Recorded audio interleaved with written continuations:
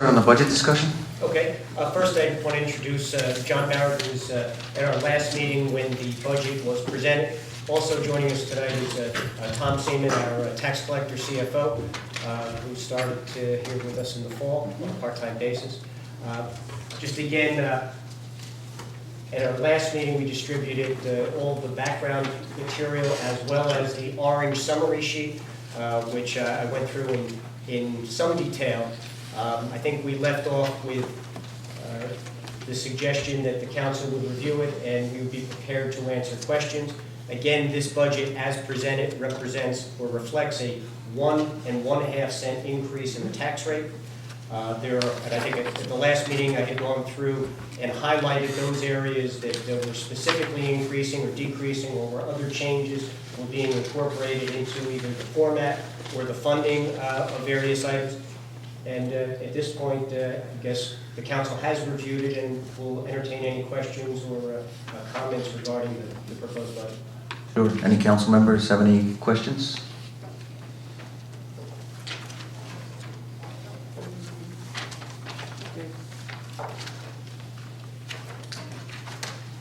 How about anticipated revenues?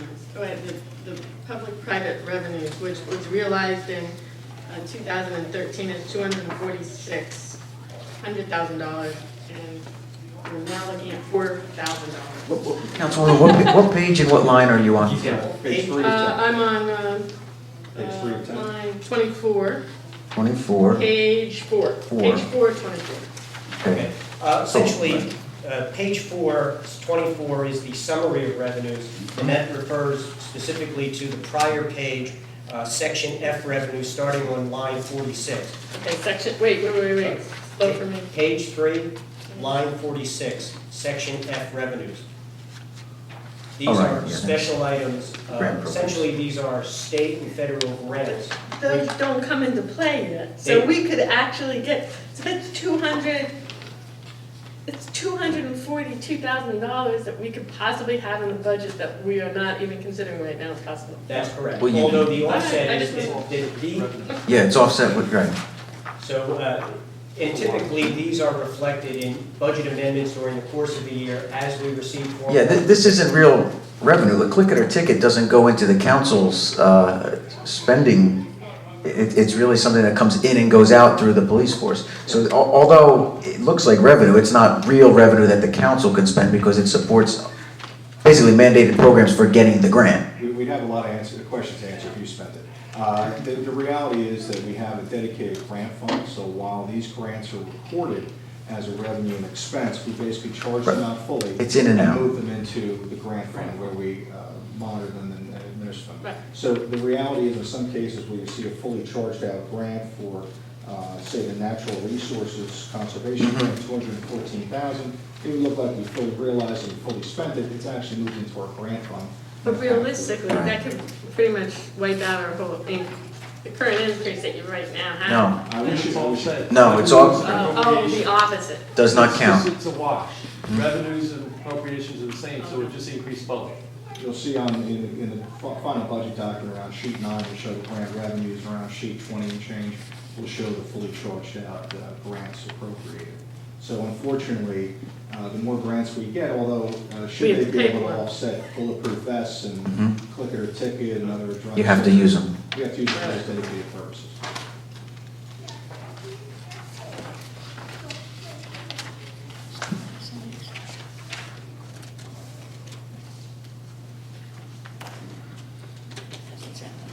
Is there, okay, on page 6, line 12, under general appropriations, we have another expense line for the fire department. Yes. Is there a breakdown of that somewhere? I forget. We have not provided a breakdown, but we do, or I should say, finance office through sub-account has various items for replacement of small equipment. Much of this is the equipment repairs and maintenance, as well as certification inspections for the various apparatus of the fire company. If you'd like, we can provide a more thorough breakdown, but if you were interested, based on last year's numbers, the support documentation provides a listing of the various purchase orders that are charged to the fire line item. Okay. And just the other item right above that, why did the salaries and wages go down for that? I mean, that is the fire inspector? No, actually, Nope. at one time with the absorption of the fire district into the Yeah. borough, there was discussion about the creation of a part-time fire position that would perform either training duties or paperwork duties. We have not found the need to date to do that. The first year, we actually funded that amount of, I believe, $25,000. So that essentially has been defunded each year, basically just leaving a small reserve there in the event something does come up where we provide some sort of a stipend through the fire company. While we're on the subject of the fire company, Okay. I should also mention that in addition to these two line items on page 6, part of the absorption of the fire district into the borough included the borough assuming responsibility for a capital lease. And if you refer, I'll refer you to page 8 at line 41, the capital lease obligations, the $65,000 appropriation there also reflects a direct fire company expense, which is the capital lease for the apparatus that was purchased, I believe it was 2008. What apparatus was that? It was an aerial unit, the most recent acquisition of the fire company. Was that the fire truck? Yes. That- And in fact, on that subject, because that question was raised, part of your budget packet included a spreadsheet on debt service. I'm going to distribute a revised debt service projection for the next 14 years that also includes the capital lease. As it was pointed out, essentially that is it's a type of debt. It's Okay. not bonds, it's not notes, but it is a capital lease that the borough is obligated. And that's reflected in the middle section of this worksheet and includes the current year and the projected cost for or I should say the obligated cost for the next 4 years, at which time that capital lease will terminate. And that's just under $65,000 a year. In addition to the direct fire company expense and this, the budget also includes the LoSAP contribution, which is reflected on page 7 at line 28. LoSAP is the acronym for Length of Service Award Program, and that essentially provides an annuity that the borough contributes based on the level of response by the various firemen. You'll also note that just above that line, there's a smaller $12,000 appropriation for Spring Lake Heights contribution towards the Spring Lake First Aid LoSAP program. So when you take essentially those 3 different areas, the direct fire department appropriations as well as the LoSAP and the capital lease, you can get a better picture of the overall fire company appropriation. And it should be noted, I know Councilman O'Brien, you've been here before. Before the dissolution of the fire district had direct taxing authority, which was identified as a separate tax on property owners' tax bill. That has been eliminated, and essentially those costs are now incorporated into the borough's budget. And that's why those lines are. Correct. Okay. Thanks, Jay. Jay, how long does a fire truck usually last? Depending on its level of use, typically after 20 years, a fire apparatus becomes essentially decertified under the Insurance Service Organization. They'll perform an inspection of the level of services provided by the municipality. Typically, a fire truck, again, in this area where it's used on a part-time volunteer basis, you generally see in excess of 20 years. But the standard is generally 20 years in terms of its being effective as part of the insurance inspection process. Okay, so we'll pay for it for 10 years, but then we'll get at least another 10 years. This was actually a used piece of equipment. I'm not sure of its effective age at the time of acquisition, While we're on that subject, this budget does not include anticipating either an immediate replacement of any fire equipment, nor are we placing any funds in reserve. This budget is predicated on the concept that at the expiration of 2018, when this capital lease expires, more than likely we will start either pre-funding acquisition of the next piece of equipment, or actually we'll probably be in a position of having to look seriously at a replacement at that time. And again, we've talked in the past about providing for not only the current year needs of the borough in terms of its operating expenses, but also looking towards the future for our capital needs.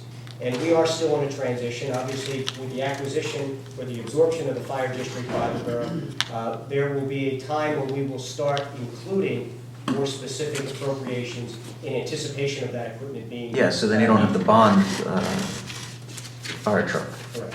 or at least not the whole thing. And do we have, I mean, are there other pieces of equipment besides this one that are in danger, that are nearing the end of their service life? There are. Okay. And as we mentioned briefly at our last meeting, this year's budget, we're trying to get back into fully funding police vehicle replacement. Yeah, I saw that. It is our plan that over That's the on next the- 2 years, we will start incorporating a more active level of replacement or funding for replacement of fire company equipment as well. Yeah, And that's it's on something. page 5, line 53, if you were looking for that. There's an item for a police vehicle. That's something we spoke about last year.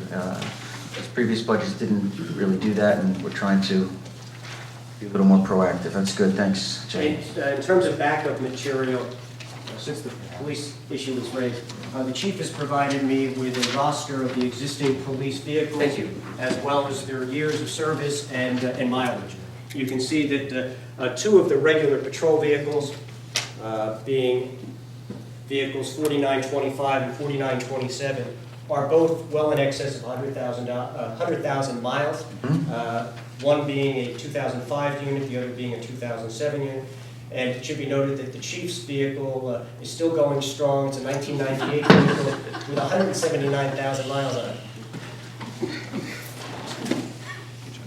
Thanks, Chief. Where are you driving that, Dave? Dave, where are you driving that? Not too far, right? Try to stay local. And the 2 newest vehicles, and you can see that in the past it seems to be a program of replacing a police vehicle every other year. And then in 2011, or I guess at the end of 2011, early 2012, the 2 Chevy Tahoes were added to the fleet, and that was part of the bond funding that was authorized back at that time. So since then, there have been no vehicles replaced within the police department. Right, and once again, if we continue to be proactive, the chances of having to do bonds for this kind of stuff will decrease. Yes, well, 2 things. First of all, police patrol vehicles are not eligible for bonding because they're generally presumed to have barely a 5-year useful life, where the trucks, Right. the SUVs are bondable. But again, I'm not sure that would make sense on a regular basis. Of course, no.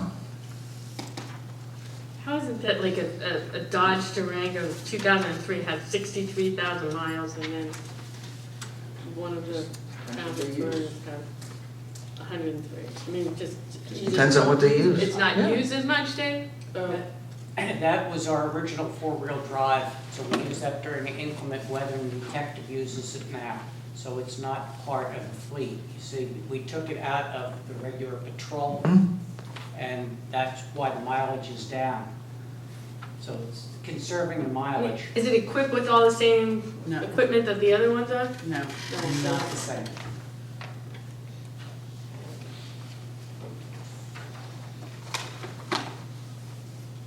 Any other comments or questions? I mean, well, I think that maybe, we should make it certain that if we have a, this is something for that utility, that group, that if you have a piece of equipment that's being used or can be used, it should be equipped with. And that should come, that should come to our attention, and we should be able to, because to equip this one vehicle with the proper equipment to use it every day as a police vehicle shouldn't be that difficult. And, right? Chief, you just tell us what you need. That's basically what Councilwoman's saying. If you need that vehicle equipped in a different way, hopefully we know you would bring that to us and we would budget appropriately for it. Absolutely, and it's not like when Patty was the We should have chairperson, it all wasn't of like our- that wasn't done also, so therefore, we're following right in the We're footsteps doing that on an now. ongoing Yeah. They need something, we're getting it taken care of.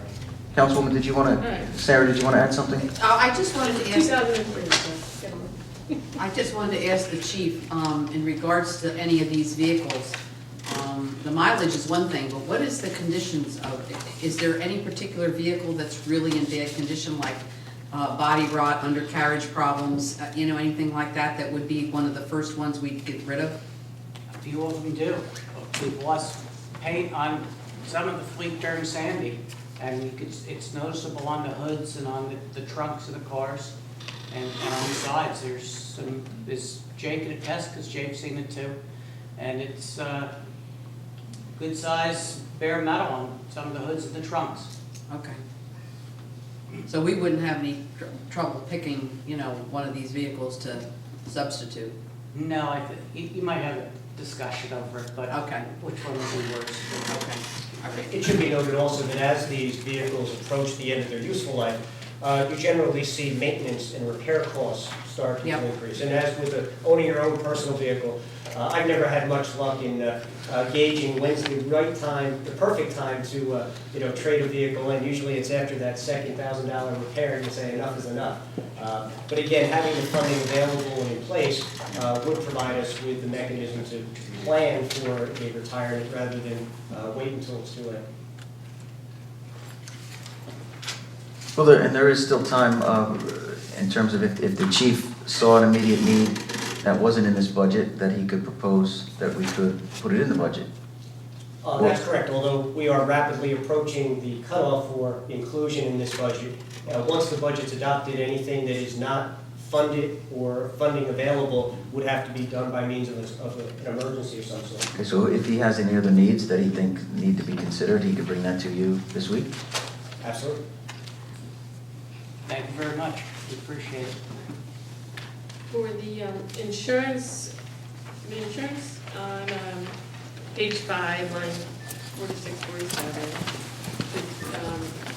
what I consider a very minimal increase.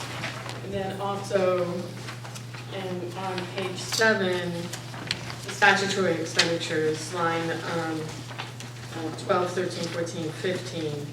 Those also are very minimal. I mean, I've had years where both of these lines have been over $100,000 each of them increases. And so I'm asking, are we certain that that's what these numbers are coming in at? I mean, when do we get the We have the assessment. public from the- employee retirement systems numbers? As far as the retirement programs, we have those bills, they've been revised.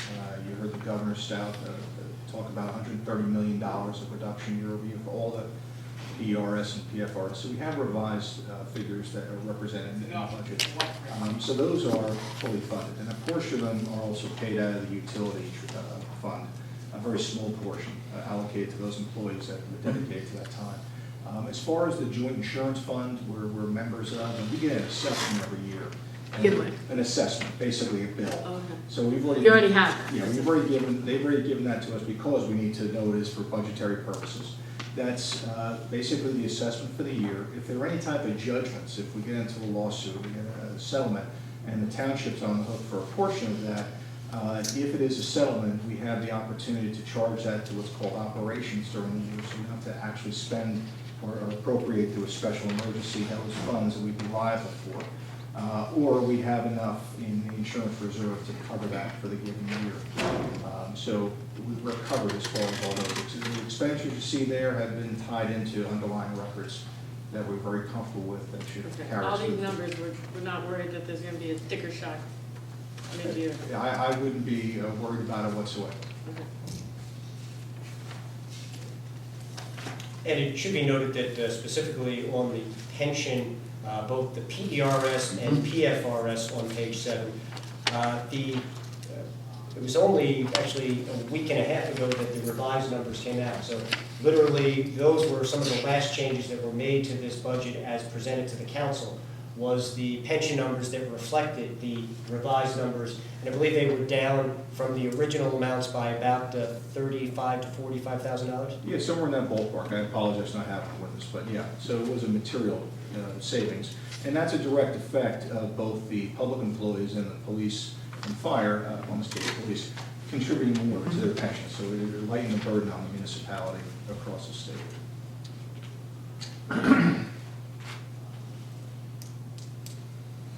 Any other questions? If there's another, I'll speak to another point if there's no more questions. Under shared services on page 7, line 53, what is this, and I think, Jay, you touched on this at our last meeting, but I just didn't make any notation. What is this other expense? On line 53 you're referring to? Line 53 on page 7, under shared services. That's actually the Seeger roll-off truck, other expense. And we have an agreement with Seeger that provides us with the use of their roll-off truck, which has been used sporadically. In fact, I believe that last year it was not used at all. But it is available to us, and we have budgeted an amount for that. It's primarily used for, I believe, the transport of recycling materials and collections. It goes back at least a period of 5 or maybe more years. Seeger purchased the vehicle, and it's available to us on a contract basis. Is that a pay-as-you-go? I mean, if we don't use it, do we I reclaim that? check Can- that. Okay. I believe it is, Jay, because if you look at last year, although we budgeted 9,000, we Didn't didn't use it. charge anything. So Right. that money goes into appropriation reserves and will lapse towards fund balance at the end of this year. Good. Okay, on the water utility, page 9, the one rent increase, $640,000. Is that just from the water rate increase? Actually, if you were to look in the third column that is headed realized in cash in 2013, if you take the $1,595,000 on line 10, the $260,000 on line 12, and the $471,000 and change at line 18. Previously, we were required to break those out to reflect our regular rates, the surcharge, the ill-fated surcharge. Oh, so it's because of And now, because our how rates, how we're billing it. correct, now since there is no more surcharge, if you add those three lines together, you'll see that last year, in 2013, we realized some $2,326,000. Okay. So this year, we are actually anticipating much less than that. Well, wait a second. You got $403,000 from rents from increase fees that we're not putting anything in 2014. Why is that? Well, again, because all of the numbers that I just mentioned, last year we realized $2.3 million. That's all reflected at line 10 in the current year. We're anticipating $2.135 million.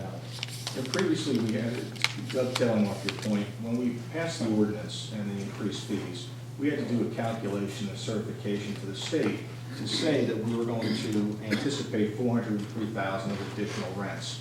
We've gone through that phase last year. We proved it out. In fact, we realized a little bit excess of the fees that we had anticipated. We're conservative by nature. So by rolling up all those figures into one line item, just known as sewer rents, that's how we're approaching it this year with the state's review. So previous year, we broke it out in different components. We don't have to because it's already been proven as a hard revenue for the borough. So this way, we have one line item for rents, and at that point, that's also a conservative figure because we're not even anticipating utilization of fund balance to balance the utility fund, as we did last year to the tune of about $109,000. So the utility is healthy, and we anticipate maintaining it that way as we move forward. In fact, next year, we may very well be in a position of actually putting money aside in a reserved account under our utility as a rate stabilization. I know it had been the discussion of the council to do two things. One, I guess it was actually 2 years ago at this time, the new rate structure was implemented. And there was an intent that this would be a multi-year increase that would generate a substantial excess for a number of years, getting us through years 2013 and 2012, which were both very difficult years in our water utility because of a number of reasons. One was the spike in our debt service, and secondly, because the rates were not implemented in full for the year 2012, but rather we only collected 3/4 of those. 3/4 were based on the new higher rates. As a result, we do anticipate, and you'll see that in the current year, we are not anticipating using any utility surplus. And I'll refer you to page 1, the front page at line 6. You can see that last year, with the adoption of the budget, we had brought our surplus down to $133,000. As we sit here tonight, we have $260,000 in our utility surplus, and we're not anticipating using any of that in the current year as a revenue. So from this year going forward, we should see our surplus build steadily. And one way to identify it for the purpose of which I believe the council was intending was that those funds would be set aside to stabilize the rates for the next few years. We'll start to do that more than likely with next year. Absolutely.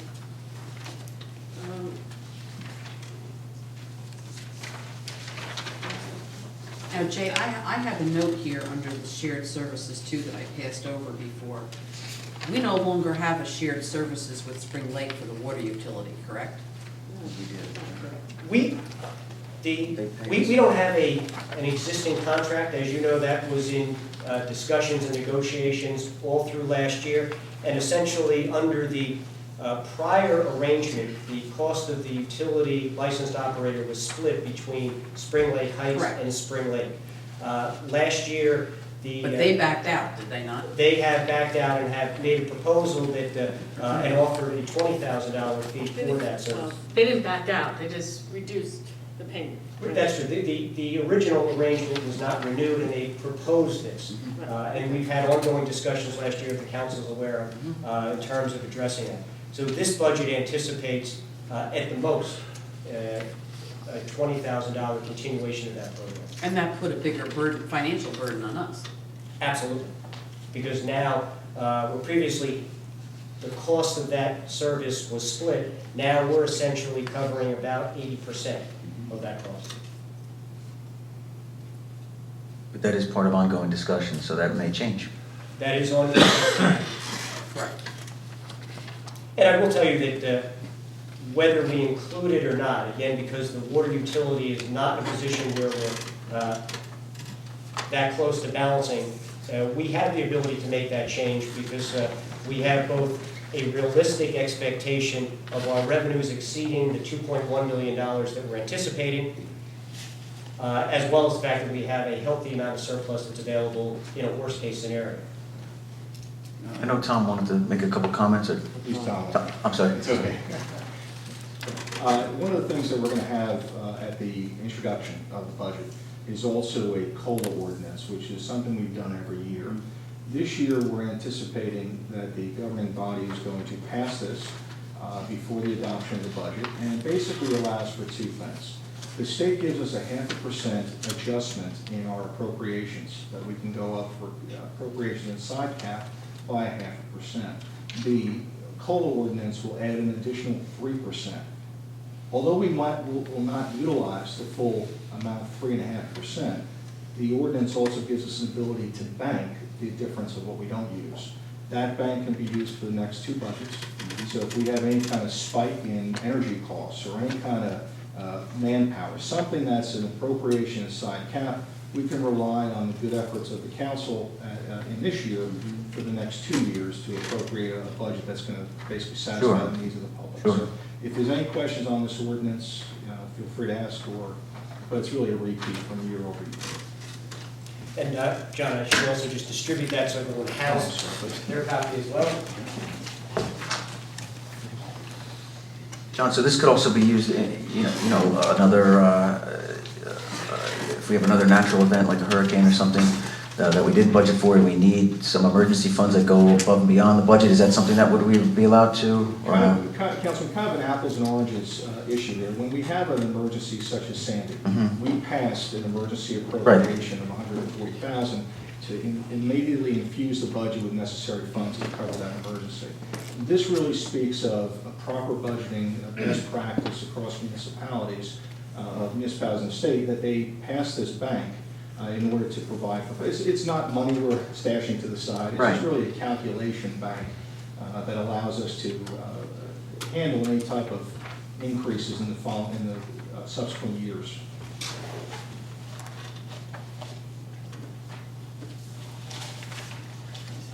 Any other questions or comments from the council? On this, okay? Whatever, anything, the budget, the cab? Do you have a question about the cab? No, I don't have any questions, Okay. I like that little ability to do that, especially if we do something like do the, a zero increase. I like the idea that we have a cap back from the insurance, basically, in case we need that money later on, right? Sure, anything that's I inside. mean, that's how I looked at Yeah, it. there are two governors, you know, we look at engines, how you can, there are two governors on a municipal budget. One is the appropriation cap, which can go up to 3.5%, and then the other one is the levy cap, where we take a look at the tax levy. And although the governor, and we hear about a 2% levy, there are certain exclusions if we have an increase in debt service, pension expense year over year, that you as a governing body can pass on. A loss of state aid, if you had your state aid cut, you could pass that loss of revenue onto the residents through a tax levy. So we are cap compliant on both sides of that. We have certainly a good bank on both sides, which I said in the last meeting has been a testament to the fact that you control costs in this town. So you haven't passed on exorbitant tax increases, you've held the line, and that gives us that kind of cushion, a healthy budget, so that if any rating agency were to look at your finances and your balance sheet, they actually take a look at what's the ability to tax to gain revenue for the municipality. They actually take that into consideration, those banks that you have set up. One's automatic, you don't need to do anything for the levy cap, it's just the appropriation cap, which is a state statute that you need to pass every year.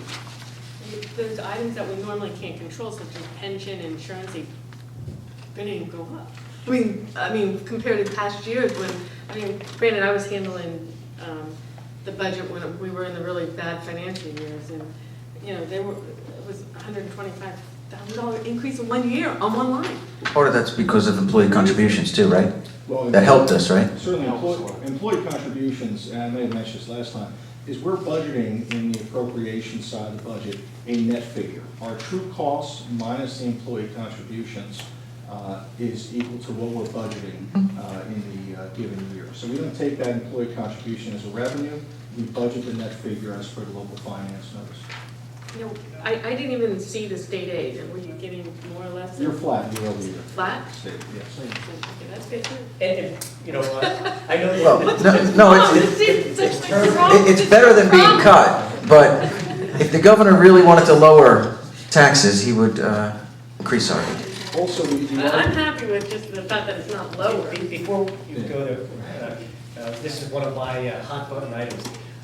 People often refer to state aid, and specifically in our budget on page 3, line 24, it's identified as the energy receipts tax, and the state, some would like to think out of the goodness of their heart, No. provides us with $399,320. No, they actually owe us more than that. Two items. First of all, that amount has remained flat for about 6 years. Where are we looking at? We're looking at page 3. Right. The governor's withholding that so he can try to balance his special interest budget, Page 3, my opinion. line 24. And what this is not state aid at all. This represents what the residents and property owners and utility users in this town pay to their utilities Right. as taxes that the state collects and then theoretically turns it over to us. Unfortunately, the state for the last 7 years or more has been taking a healthy skim off the top of that and turning it over to us and calling it state aid. It is not state aid. It is energy receipt taxes that property owners and utility users in this town pay New Jersey Natural Gas and pay Jersey Central Power and Light, but it is collected by them and paid to the state. So now, is this 399 to 325, is that an accurate figure of what we're expecting to get? Or is it, or does the state Yeah, not but end up that's what we'll giving get. us that? That's what we will get. Yes. That's what we get, but they. We should get more, We should be but getting this is more. what we'll get. Yeah, they've been withholding for 7 or 8 years. If you look back at towns like Lacey, where they had the Oyster Creek Nuclear Power Plant, those property, it used to be that municipality would collect all of that revenue, and there'd be zero tax liability for the residents. So the state said that's too good of a deal for those towns. They bring it into the state, and then they allocate it accordingly. The term accordingly is defined on, I actually spoke to the gentleman at the division that carves up all that money for the municipalities. So there's legislation out there to call for a constitutional amendment so that the true energy receipts at your high level be returned to the municipality. That way it can't be vetoed by the governor. But it's certainly an uphill battle. And for this municipality, I don't have the exact figure, but while nickels and dimes add up, it's not, for another town, I consult, it's $5 million for them for the given year as an energy receipts cut. But it is something that we're owed, and Jay, would you mind drafting a resolution? And you guys can talk it over, but I'd like to see something where we are, and I know other towns have done this, requesting that we have an accurate refund from that account from the state, and that they have been withholding, or they haven't increased appropriately, although costs have increased and our taxes have increased, we haven't been getting our fair share. Would you prepare something to that effect? Certainly.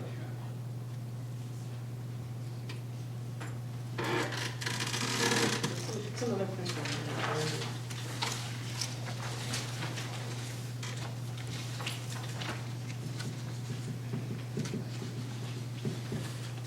We have the $90,000 from the stormwater management going over into the public works, right? Yes. So there's only a $10,000 increase in that line in raises? You've done the calculation, and I should mention that Oh, we this is. just haven't figured in the raises because they haven't been granted yet? No. No, this includes, and I provided you, the last meeting, the spreadsheet of salaries for all departments. This includes the previously agreed upon contractual salaries that Public Works is currently receiving for the year 2014. Our contract or collective bargaining agreement with the Public Works Association is current and carries us through to December 31 of this year. So those actual salaries are reflected in this budget. Wait, I thought there's a $100,000 increase in one year. So I'm thinking that it has to do with the fact that the stormwater management is no longer there, it's going over. That's correct. If you That's compare last, $90,000 versus a realized appropriated. well, Oh, it was only 70, okay, so it's 20,000, right. all right.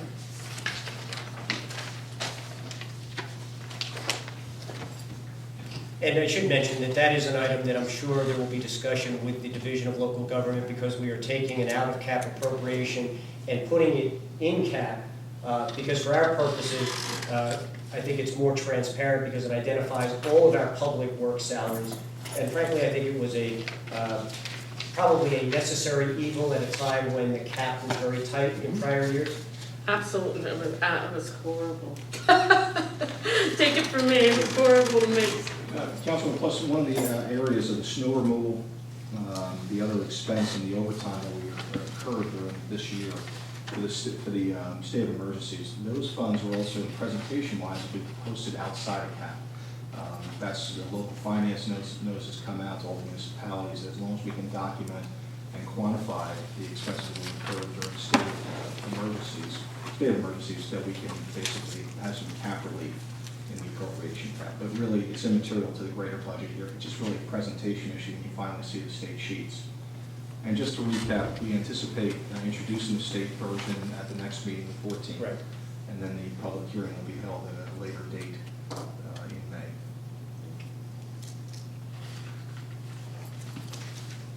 So is there any place that you can recommend making more cuts?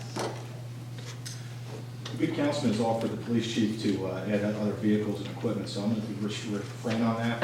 And if there were good- What's that? I'm having trouble hearing from behind. Well, I said bring any needs forward, We'll let David. and we would consider them. So there might be cuts necessary if the chief does bring exorbitant. New Right, equipment. now if you see a Hummer H3 show up, then we got a problem.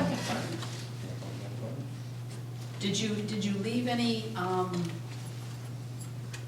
spots here for tweaking?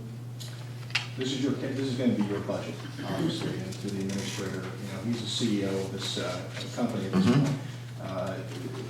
The chief financial officer has reviewed this I document. reviewed it, I feel very comfortable with it. So as I see it, certainly there's elements that you could tweak, but really this is a bare bones budget that's been presented and built so that there wouldn't be need of that, tweaking.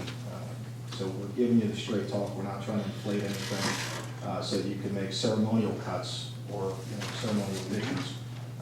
This is it. This will get us through the fiscal 2014, and we'll be here, I guess, sometime next year looking at 2015 to fight those moving forward. And if I may answer that question perhaps in a slightly different way. We're coming off several very tight budget years. Mhm. Again, there were a number of items that have been deferred, particularly in the area of capital expenditures, equipment replacements.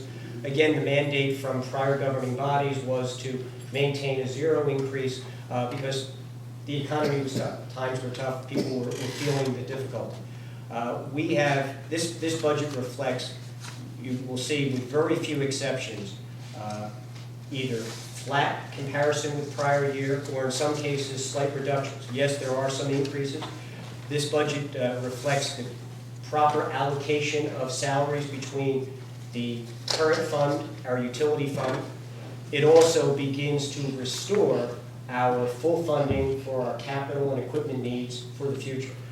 So again, yes, we can always take some money out of the budget, but this budget reflects providing the current level of services, in the current manner that they are performed. This budget also does include cost savings that were implemented not only last year, but in prior years that have reorganized our various departments.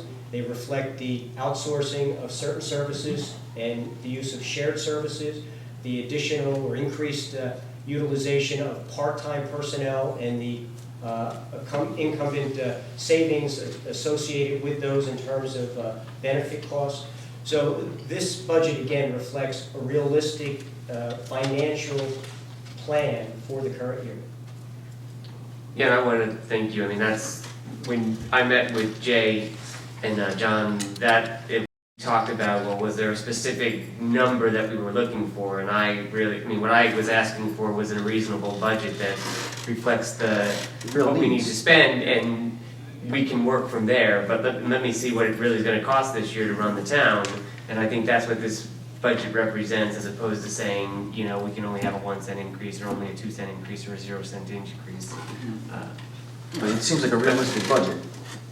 And I think they've done a very good job delivering that. So thank you, guys.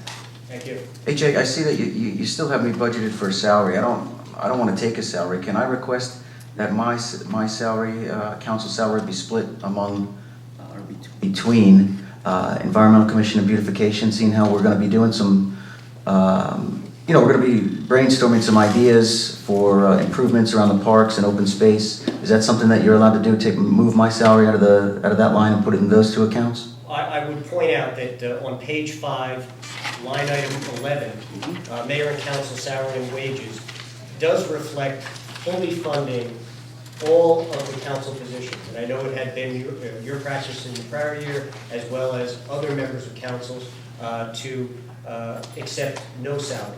And that's one of the reasons, actually, you'll see the year-to-year increase there, because, again, the budget I present fully funds the positions. If the council chooses to either quietly not take a salary and just let those funds not be spent and lapse, or if you're requesting that appropriation be reduced and those funds allocated elsewhere, that's up to the council. If it's possible. Now, that's something that I have never seen before, is an increase in the salaries for the mayor and council. It's always been a flat amount, the mayor gets 4,000, the council gets 3,000. But- I'd like to know why we're diverting from that practice. Well, you all did approve the wage ordinance, which increased the salaries, I think, right? No, Or it didn't raise it. Did it raise it, or was it the Take same? salary. Rich River didn't take the salary, no. It is, There's- Yeah, nor did I, so maybe that's why. it is my practice, and I have again provided the council with a complete analysis of every employee position within the town to provide funding at the full level. There also includes notes as far as what I would refer to as a projected salary increase. Some of those have been marked confidential because they are matters that are either still in discussion and/or negotiation.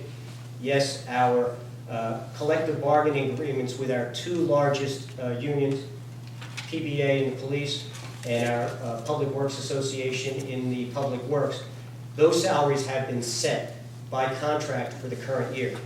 All the other salaries reflect, are included in this budget at last year's level and a percentage increase. It would be subject to the council authorizing those changes by a salary ordinance, but I have included a projection of those increases here. So 15,250 is what we spent last year, and 23 is our 18 plus the what? Yes, it's actually, let me refer If to we it. all took It is. a salary, that's what would be 23.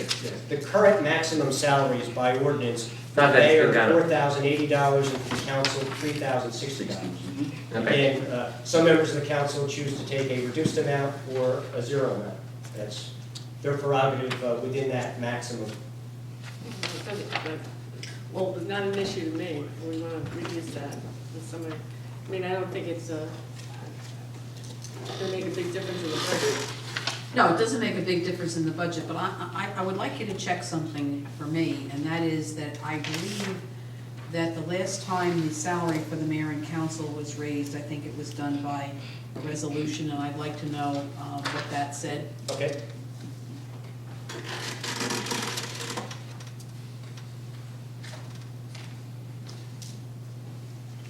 I don't want for raising, I won't reduce salaries, but I won't raise salaries. Good, any other comments? Jay, I know we don't, I guess, have it formally on an agenda, but are we allowed to take questions or comments from the public? Absolutely. Good, can I open it up to the public?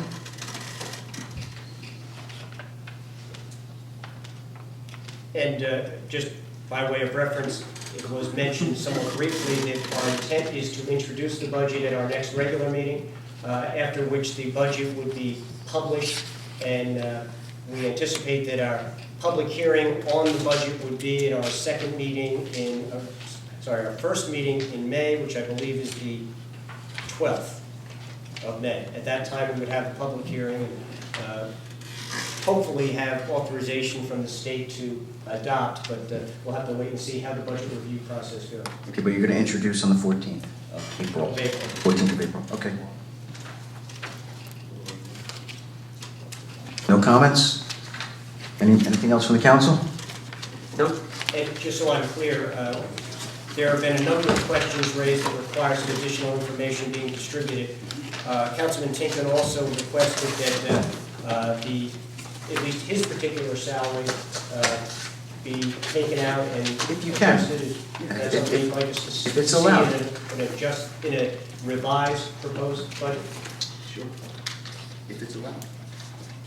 In essence, Councilman, if the choice is to waive your fee or your salary, you could increase to the extent of what you're waiving in other areas. Right, yeah, I was asking for beautification and environmental. Would you like to split 50/50? Sure. Okay. We may need $5,000 in the beautification committee account.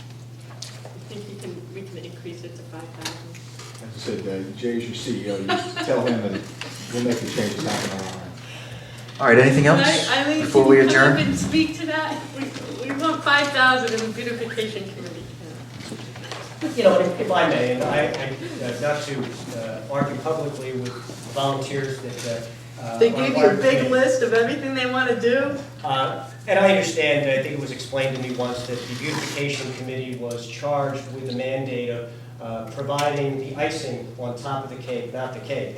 And I euphemistically said, well, in tight budget years, we don't have enough cake, so having the icing may not be warranted. In any event, the advisory committee, or the beautification committee is advisory to the council, and it's up to the council as to how that is approached. My belief is that some of the beautification requests are capital in nature. Exactly, And we right. can reflect them elsewhere in the budget without, Oh, okay. without funding them Well- directly through the. Well, that's what we did last year, where they were, not last year was a year that didn't happen. But the year before, they did with the, there's 2 signs coming into town. And then also, what else did they do? Oh, the complaint about the community center needing to be painted, repaired, and landscaping, and really made that so much nicer. And a lot of it was not heavy budget items, it Right, was, and right? those were funded through either our capital line for municipal improvements or under our regular maintenance, public facilities maintenance budget. Is there any way that I can ask that I think they had minutes or something that was given to Yeah, you? one of those Is there any is- way that you could put them in the packet on Friday for the rest of the council to see what the beautification idea, what their ideas are, which I think they're creative. Maybe some of them could be more community projects, like the gazebo, making that gazebo next to Take a look. look nicer, And a also little just, bit nicer. It shouldn't be hard. we can help. I should mention that part of our budget, although not funded, it's not part of our current fund, so it's not reflected in our specific municipal tax rate. The budget also includes our open space, recreation, farmland, and historic preservation trust. And that's reflected on page 10 of the summary and is funded at approximately the same level as it was last year. As you recall, we've had on a number of occasions discussion about the allocation of the bonded indebtedness, and this open space budget anticipates the continued practice of providing $50,000 towards the debt reduction and interest payments of our bond issue that was identified as being related to the Fletcher property acquisition. So that practice has continued, I should mention that. Anything else? A motion to adjourn? I'll make that motion. I'll second it.